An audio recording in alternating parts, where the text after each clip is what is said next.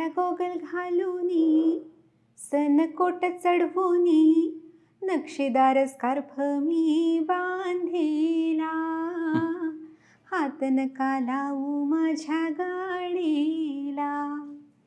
पुण्यातलं दृश्य पाहून सुचलेली लावणी बरं का, विडंबने. नवी कोरी गाडी लाख मोलाची, भरली मी टाकी महागड्या पेट्रोलची, पेट्रोलची हो पेट्रोलची. लायसन काढून या PUC ठेवीला, लायसन काढून या PUC ठेवीला. हात नका लावू माझ्या गाडीला, हात नका लावू माझ्या गाडीला, हात नका लावू माझ्या गाडीला, हे हात नका लावू माझ्या गाडीला, गाडीला.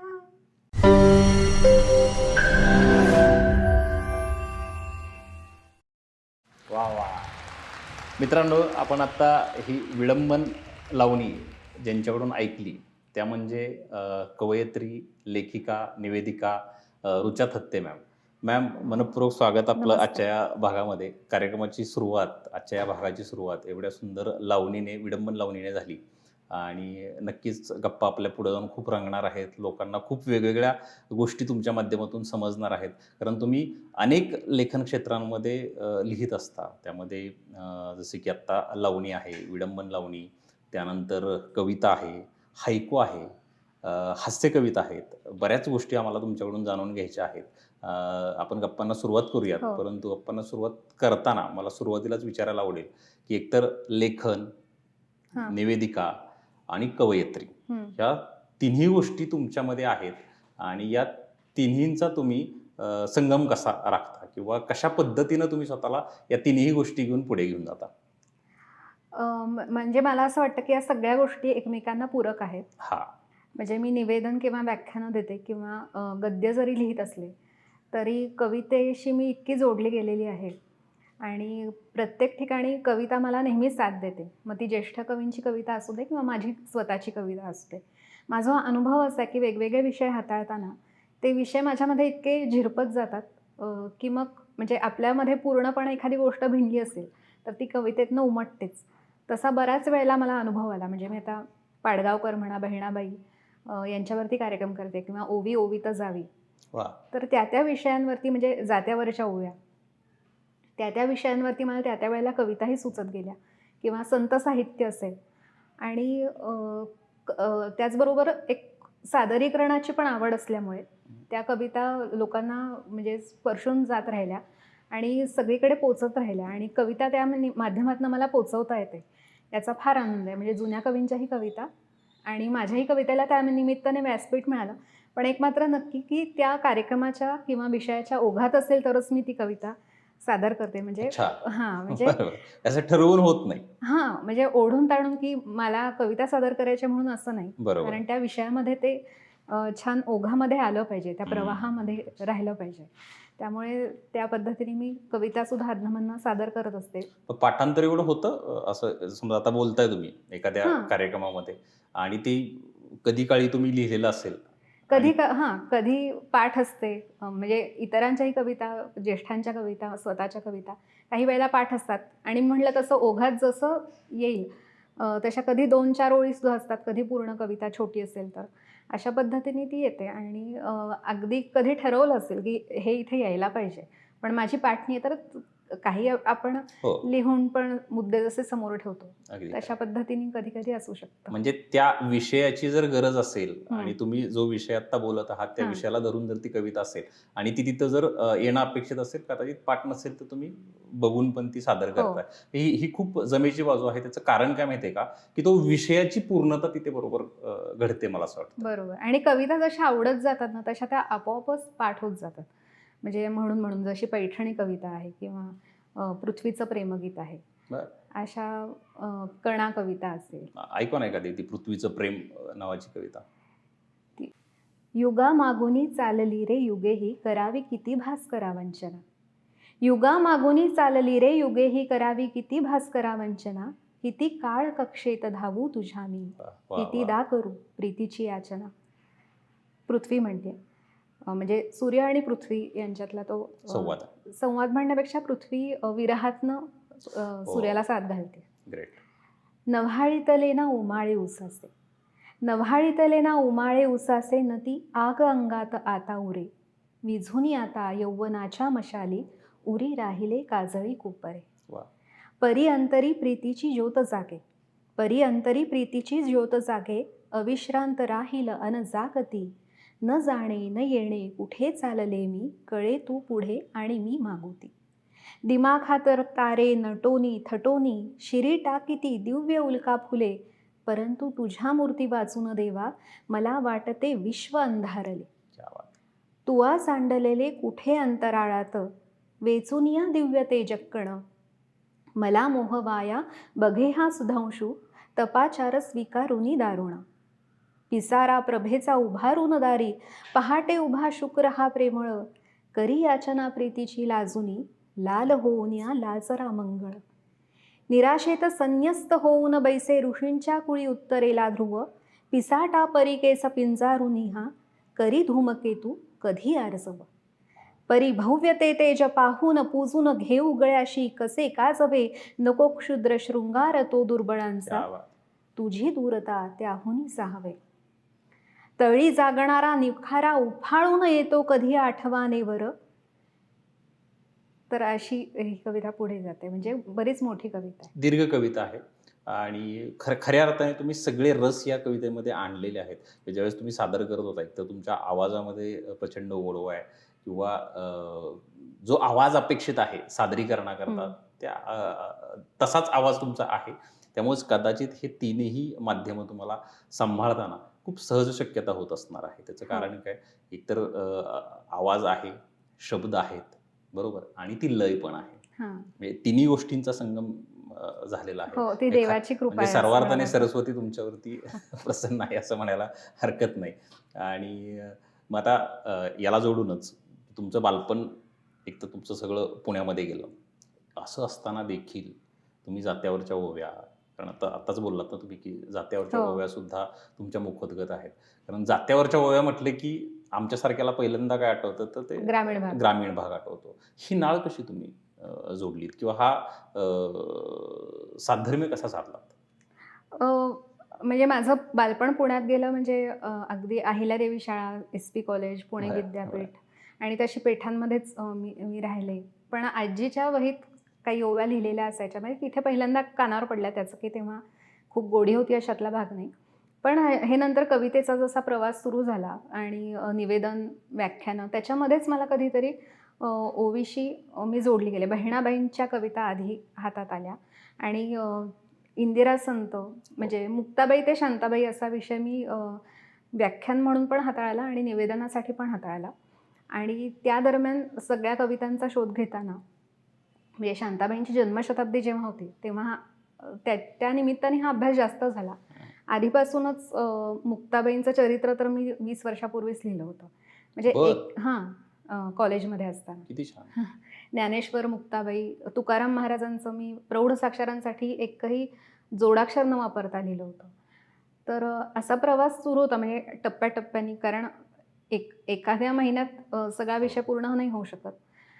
तर त्याच्यामध्ये ओवीशी पण परिचय झाला आणि त्याच्यात गोडी वाटली. म्हणजे इंदिरा संतांचा जेव्हा अभ्यास करायला लागले तेव्हा लक्षात आलं त्यांनी मालनगाथा म्हणून 2 खंड केलेले आहेत. मग साने गुरुजींचंही पुस्तक त्यानिमित्ताने हातात घेतलं, त्यांनी पण संकलन केलेलं आहे. सरोजिनी बाबर यांचं आहे. अशी वेगवेगळी पुस्तकं संकलित केली. मी आता यूट्यूबवर सुद्धा काही व्हिडिओज असतात आणि ग्रामीण भागातल्या बायका ते गात असतात. तर त्यातला जो मातीचा गंध आहे, गोडवा आहे, तो फार भावला. आणि त्याच्यामध्ये सुद्धा तत्वज्ञान आहे. मन मोकळं करण्यासाठी म्हणून या ओव्या त्यांना जात्यावरती दळता दळता ओठावरती त्यांच्या उमलायच्या. म्हणजे कारण तेव्हा काही काउन्सिलर नव्हते किंवा त्या डायरी लिहू शकायच्या नाहीत आणि माहेरी सतत जाणं शक्य नव्हतं. तर जात्या तू इसवरा पुणा डोंगराचा ऋषी, खोलते मी तुझ्यापाशी माझ्या हुरुदाच्या राशी. असं म्हणजे त्या जात्याजवळ मन मोकळं करायच्या, दगडाजवळ. आणि जात्या तू इसवरा म्हणजे चराचरात देव पाहणारी आपली संस्कृती आहे, त्याचंही तिथे दर्शन घडतं. किंवा साऱ्या ग कामामध्ये दळण वघड, गाण्याच्या नादामध्ये बाई वढीते दगड. तर सगळ्या कामांमध्ये तिला हे काम रोज कारण उठायचं आणि जातं गोल फिरवत बसायचं कंटाळावाणं काम आहे नाही म्हणलं तरी, आणि ते एवढं जड जातं. तर ते कष्टाचं काम या गाण्याच्या नादामध्ये तिचं हलकं व्हायचं अशा. आणि म्हणजे हे मुख्य कारण मला त्या ओव्यांमध्येच सापडलं आणि मग अनेक विषय त्यांनी या ओव्यांमध्ये हाताळलेले. आता ओवी जनरली गावाकडे ज्यावेळेस एखादी आजी आम्ही लहान असताना बघायचो आणि ती जातं वळत असताना त्यामध्ये बरोबर ती ओवी गायची आणि असं म्हटलं जायचं की त्या ओवीच्या माध्यमातून ती तिच्या आयुष्याचा सगळा सार त्या ओवीच्या माध्यमातून आपल्याला सांगत असते. फक्त हे त्या काळात आपलं वय लहान असतं, तितक्या शब्दांची उकल नसते किंवा तेवढी समजही नसते, त्यामुळे ते लक्षात येत नाही. परंतु आता तुम्ही ज्या पद्धतीनं सांगितलं त्याची उकल केली एक प्रकारे तुम्ही, आणि त्यावेळेस लक्षात आलं की बाबा हे खरंच जगणं ही एक स्त्री त्या ओवीच्या माध्यमातून आणि जात्यावरच्या ओव्यांच्या माध्यमातून सांगत असते.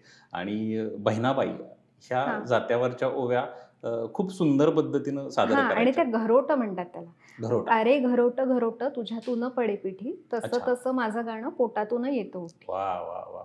आणि पोटातून ओठात येणं म्हणजे ते अनुभवातून आलेले बोल आहेत असं म्हणता येईल. म्हणजे बहिणाबाई तशा शिकलेल्या नव्हत्या. हो. आणि निरक्षर असताना सुद्धा एवढ्या आयुष्याचं तुम्हाला जगणं सांगून गेल्या, सार सांगून गेल्या त्या ओव्यांमधून. आणि त्या मला असं वाटतं की खानदेश भागातून येत होत्या आणि खानदेशी भागात सुद्धा त्यांनी खूप साहित्य लिहून ठेवलेलं आहे. आजही आपण तो अभ्यासाचा विषय आहे, विद्यापीठांमध्ये शिकवलं जातं. हो, सोपानदेव त्यांचे सुपुत्र, त्यांच्या माध्यमातून ते आपल्यापर्यंत पोहोचतं. आणि आचार्य अत्रे त्यांनी हे प्रकाशित करायलाच हवं असा आग्रह धरला होता. हे मला पहिल्यांदा समजलं, मला हे माहित नव्हतं. सोपानदेव आचार्य अत्र्यांना घेऊन गेले होते त्यांच्याकडे बाळ, पण त्यांनी आधी 2च ओळी दाखवल्या. येहरीत दोन मोठा, दोन्ही मधी पाणी इतकं, मोठं हाकारी तो एक जीव पोसतो किती. 2च ओळी. आणि त्यांना आधी वाटलं की ही भाषा आचार्य अत्र्यांसारख्या माणसाला कशी वाटेल, पण आचार्य अत्र्यांनी सांगितलं की हे 52 कशी सोनं आहे, जुन्यात चमकेल नव्यात झळकेल असं तेज आहे, तर महाराष्ट्रापासून लपवून ठेवायचा हा गुन्हा आहे. तर आपण हे प्रकाशित केलं पाहिजे. आणि त्यांच्या पहिल्या स्मृतिदिनाला बहिणाबाईंच्या हा संग्रह प्रकाशित झाला. म्हणजे बहिणाबाईंना पण आपला संग्रह स्वतःचा पाहता नाही आला. काय सांगता? हो. तर पहिल्या स्मृतिदिनाला 1900 स्वातंत्र्यानंतर म्हणजे 1951-52 साली वगैरे तो प्रकाशित झाला असेल. आता हा प्रश्न तसा जो नवीन लिहिणार आहे किंवा नवीन व्यक्त होणार आहे त्याच्याकरता थोडासा अवघड आहे, परंतु तुमच्याकरता तो अवघड नाही असं मला वाटतं. त्याचं कारण काय की तुम्ही हे सगळं जगलेलं आहे, जितकं लिहिलंय तसंच ते जगलेलं पण आहे. तर तुम्ही निरूपणकार पण आहात, तुम्ही कवयित्री पण आहात, तुम्ही निवेदिका पण आहात आणि तुम्ही लेखिका पण आहात. असं असताना एखादी गोष्ट सांगणं सोपं जातं की लिहिणं सोपं जातं? आता समजा आता मी कविता लिहितोय तर ते माझं पाठांतर तितकं होत नाही, बरोबर. पण ज्यावेळी एक कविता मला खूप जास्त वेळा मी जर त्याच्यावरती जोर दिला तर मग त्याचं पाठांतर होतं. तर ते बोलायला मला थोडंसं जड जातं, याचा अर्थ मला लिहायला सोपं जातं, मला बोलायला अवघड जातं. तुमच्याकरता या दोन्हीपैकी तुम्ही साधर्मिक कसा साधता, की तुम्हाला लिहिणंही सोपं जातं की बोलणंही सोपं जातं? कारण निरूपणकार आहात ना तुम्ही. मला लिहिणं आणि बोलणं हे दोन्ही तेवढंच आवडतं. आणि म्हणजे मला असं वाटतं की प्रत्येक लेखक हा सादरकर्ता असतोच असं नाही, पण प्रत्येक सादरकर्त्यांनी लेखक असणं खूप फायद्याचं असतं. कारण थेट सादर करायला गेलं तर थोडंसं आघळ पघळ किंवा पाल्हाळ लावलं गेलं आहे असं होऊ शकतं. पण जेव्हा लिखित रूपात पण त्याच्याकडे ती गोष्ट असते तेव्हा त्याची बऱ्यापैकी तयारी झालेली असते.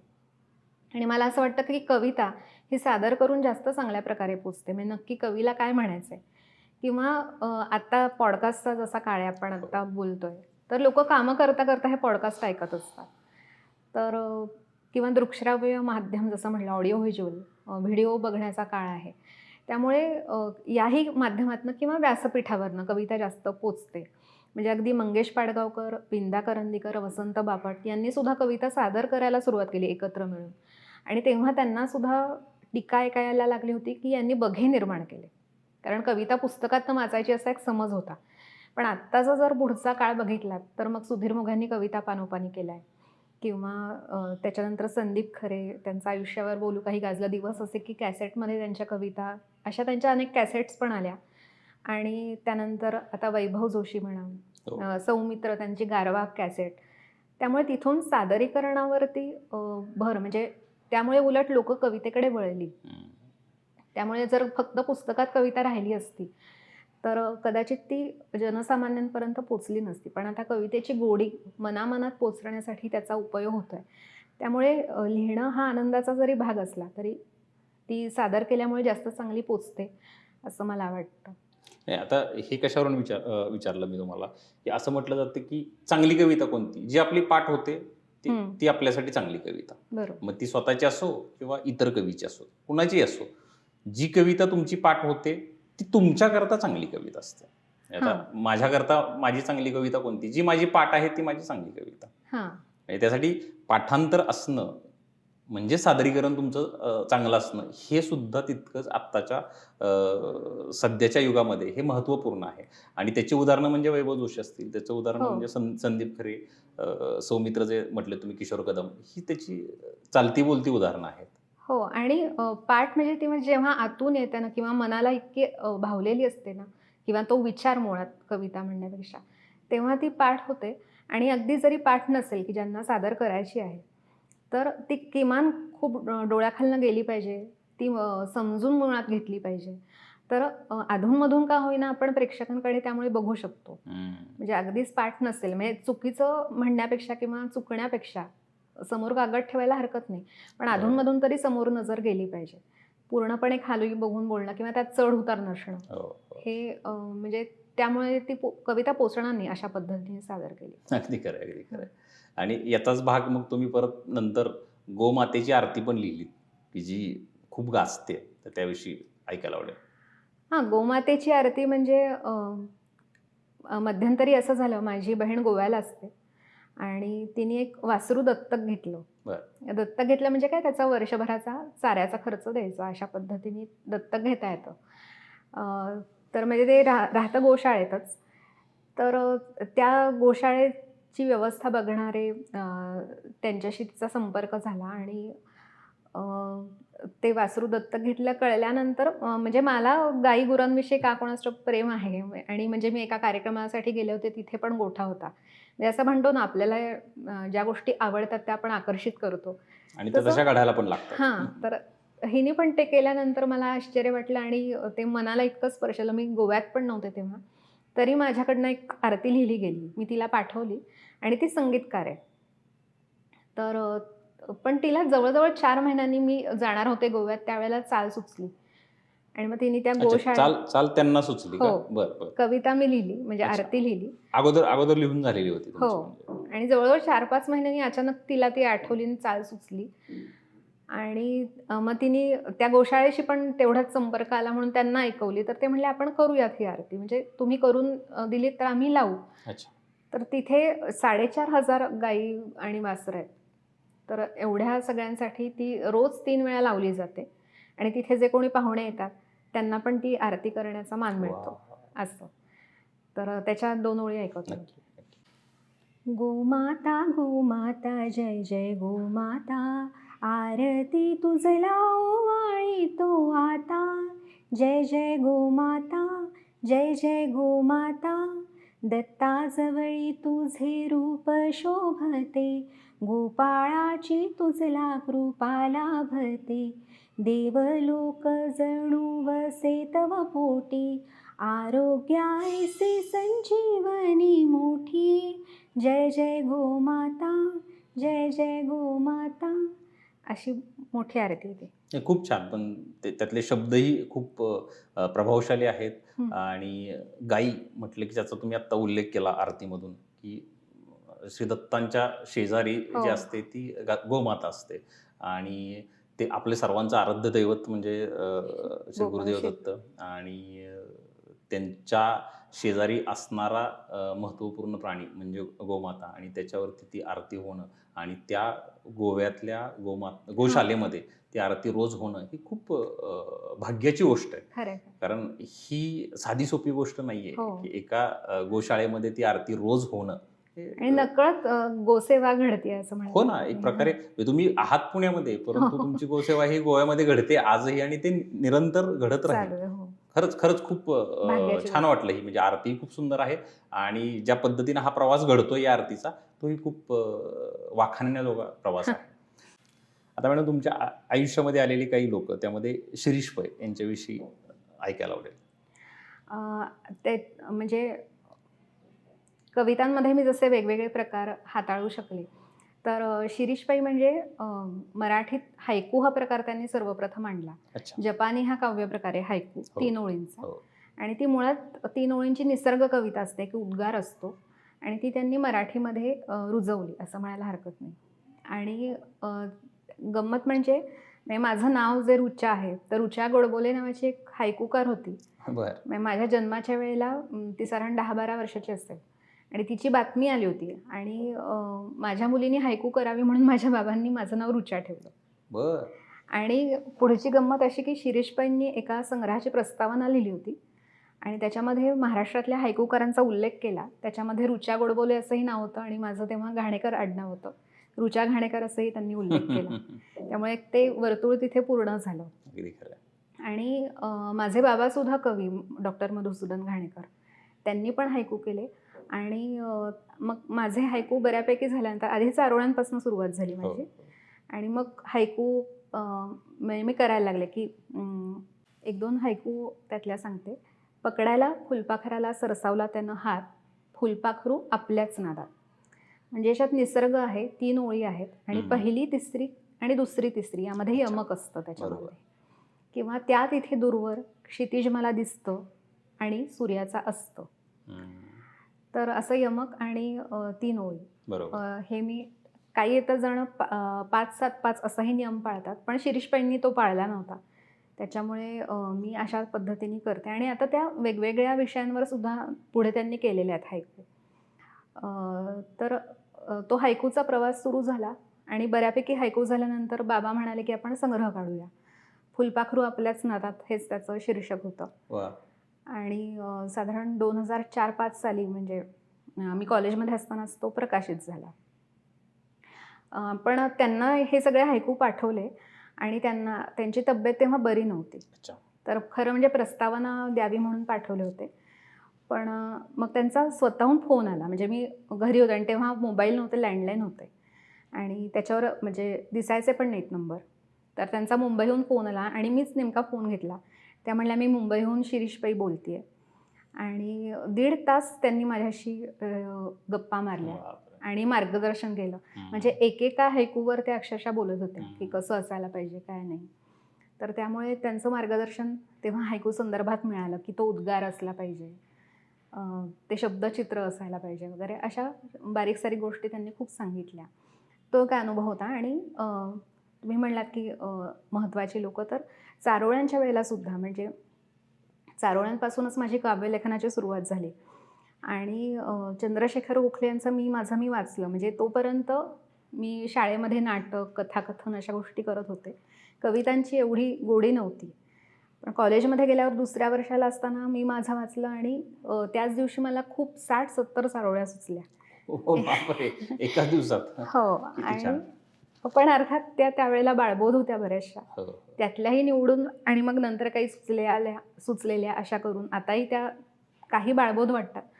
पण म्हणजे तुझ्याबद्दलच्या भावना येत नाहीत सांगता, तुझ्याबद्दलच्या भावना येत नाहीत सांगता, जरा डोळ्यात बघ येतात का वाचता.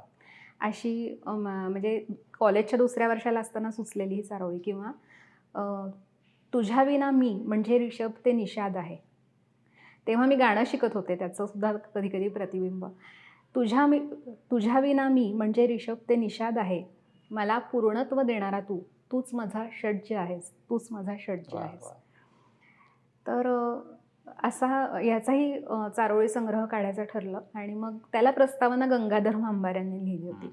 आणि त्यावेळेला ते म्हणाले होते, म्हणजे चारोळ्याच होता आणि ते एवढे मोठे गीतकार, पण तेव्हा ते म्हणाले होते की तुझ्यामध्ये गीतकाराचे गुण आहेत, तू अजून कवितेचा अभ्यास कर आणि गाणी ऐक, अर्थाच्या दृष्टीने ऐक. आणि खरोखर तसा योग आला. म्हणजे त्याच्यानंतरच मी निवेदन वगैरे करायला लागले.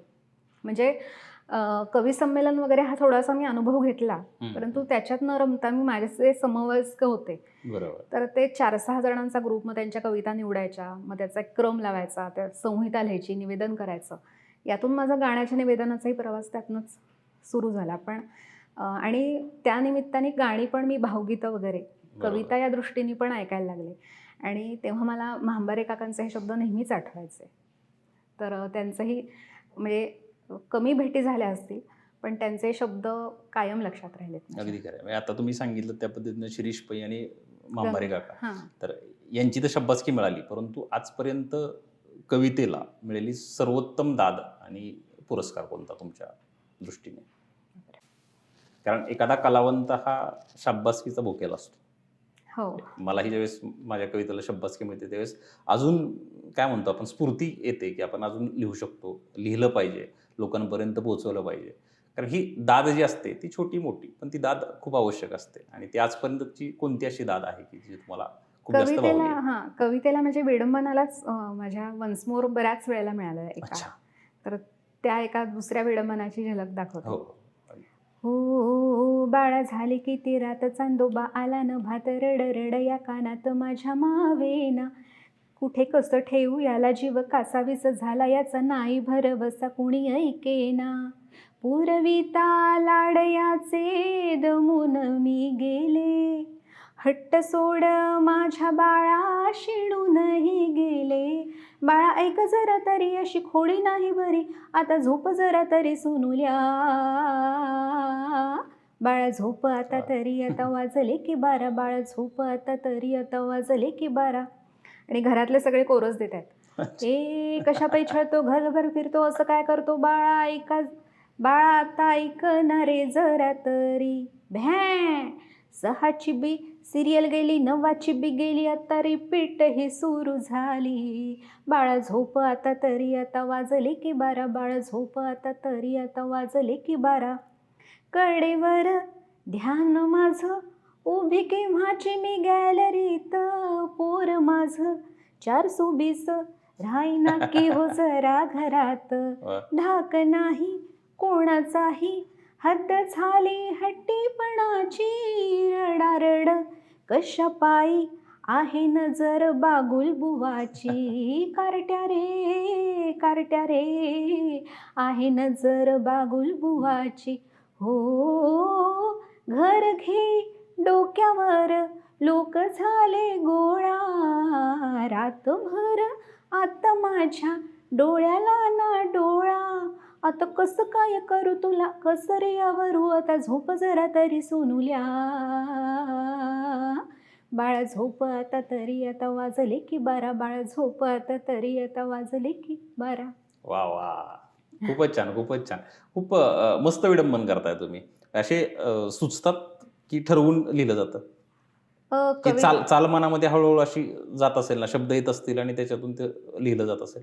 हो, म्हणजे अचानक सुचतात. हे मला मी युनिव्हर्सिटीत बसमधनं जात असताना हे सुचलेलं आहे. तर म्हणजे जरा रिकामा वेळ मिळाला की कविता उमटते मनामध्ये. आणि कधी कधी मी म्हटलं तर कॉपीरायटर म्हणून पण मी काम केलं, तर कधी कधी ठरवून सुद्धा कविता केलेल्या आहेत किंवा चालीवरती लिहिण्याचाही प्रयत्न केलेला आहे. कारण आता गीतकार म्हटलं की तुम्हाला कोणीतरी सांगितलं पण असेल ना, किंवा असं असं एखादं गीत आहे आणि ते आम्हाला तयार करून द्या, त्यामुळं काही गोष्टी ह्या ठरवून पण होतात ना, असं नसतं की बाबा ते आतूनच येतं प्रत्येक वेळी, असं नसतं. आणि माझं पहिलं गीत झालं त्याची फार गंमत आहे. म्हणजे ऑर्कुटला सहज कविता टाकल्या होत्या मी. अच्छा. आणि ते श्रीरंग उर्हेकर म्हणून संगीतकार आहे, तेव्हा तो खूपच लहान होता, म्हणजे कॉलेजमध्ये वगैरे असंच असेल. तर त्याला चाली सुचल्या आणि त्यांनी मला, म्हणजे काही वेळेला अशाच उचलल्या जातात कविता, पण माझं भाग्य असतं की मला आत्तापर्यंत सगळीच लोकं खूप चांगली भेटत गेली. तर त्यांनी मला नंबर मिळवून फोन केला आणि मला म्हणे या कविता आवडल्यात आणि मी चाली लावलेल्या आहेत, तर मी घेऊ का या अल्बममध्ये? तर म्हटलं काहीच हरकत नाही वगैरे.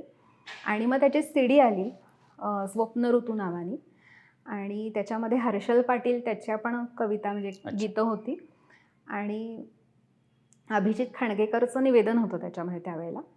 आणि माझ्या 2 कविता त्याच्यामध्ये स्वरबद्ध होत्या. त्यातली एक मुग्धा वैशंपायन, ती त्यावेळेला लिटिल चॅम्प होती, लहान होती तेव्हा ती, तिने एक गायली होती परी राणीचं गाणं. आणि दुसरं जे होतं ते सुरेश वाडकरांच्या स्वरात.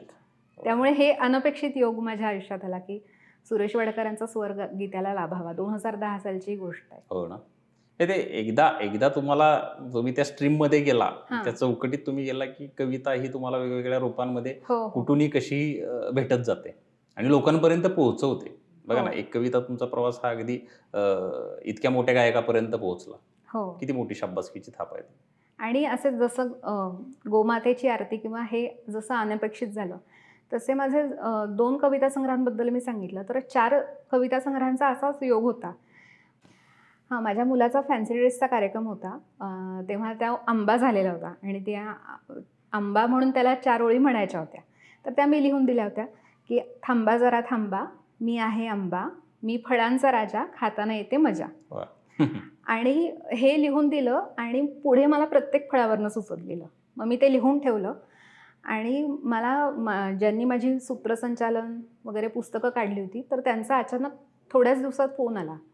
म्हणजे हे म्हणतात ना वरती लिहून ठेवलेलं असतं तसं.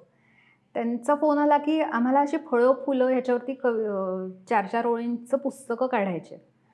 आणि मी आश्चर्यच वाटलं मला. मग फळांची लिहूनच झालं होतं. मग मी फुलांची लिहिली, प्राण्यांची लिहिली, अशी मग ती 4 पुस्तकं आली. बालकविता संग्रह.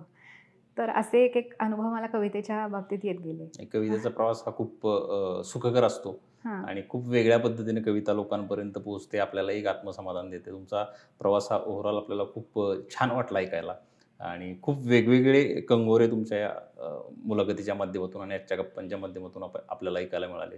आमच्या विनंतीला मान देऊन तुम्ही या मुलाखतीचा भाग झालात त्याबद्दल तुमचे मनपूर्वक धन्यवाद. आणि दिलगिरी व्यक्त करतो कारण आमच्याकडून जरा थोड्याशा काही गोष्टींमध्ये पुढे मागं झालं आज. चालेल, चला, धन्यवाद. धन्यवाद.